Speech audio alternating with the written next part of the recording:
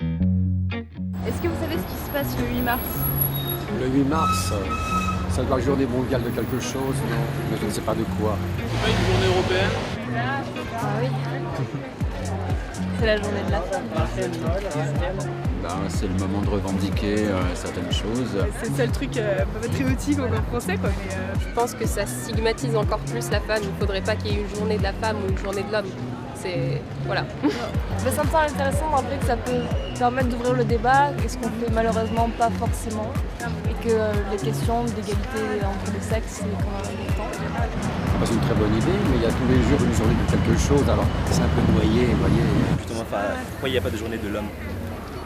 moi je dis c'est genre en fait c'est une journée faite par les hommes juste pour prouver que les femmes sont bien à faire donc il faut une journée pour elles. Elles ont bien le droit de gueuler vu comment elles sont maltraitées en général.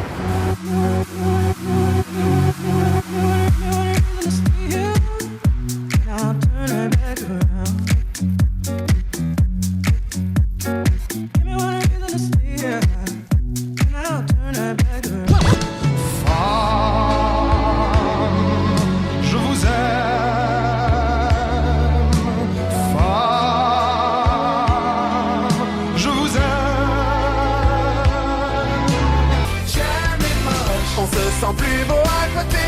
Moi j'aime les moches. Si t'enlèves la cédille, ça fait gare. Con et gare au con, ma fille, gare au con. Gare au con, qui perdent la cédille. J'aime. On arrête les bêtises là? Parce que pour la journée de la femme, on a un reportage. Oui, et pas des moindres, hein, c'est de la musique. Oui, c'était un concert qui avait lieu à Paris-Sorbonne qui s'appelle Présence féminine. Hein, on va regarder ça? On regarde.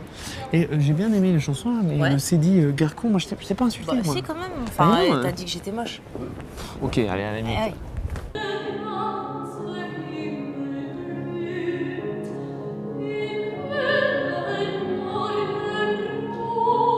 J'ai fait des études de conservatoire pendant des années. Jamais on ne m'a mis entre les mains une partition de compositrice. Les créatrices, elles ont été complètement occultées tout au fil des siècles. Dans le domaine de la musique, comme d'ailleurs dans le domaine de l'architecture, de la peinture, de la sculpture, de l'écriture, tout ça.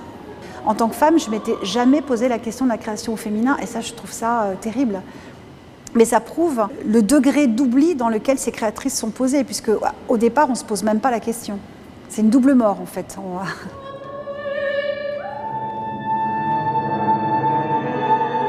Si vous écoutez la radio autour de 8 mars, on a comme par hasard plein de concerts compositrices. Seulement, le 12 mars, tout le monde rentre au placard et on ressort l'année prochaine à la même date. Donc c'est vrai que moi, ce que je veux, c'est travailler tout au long cours et puis faire en sorte que ce répertoire il puisse intégrer les écoles de musique, les conservatoires, enfin que ça devienne naturel et qu'on arrête de redécouvrir en permanence ce répertoire.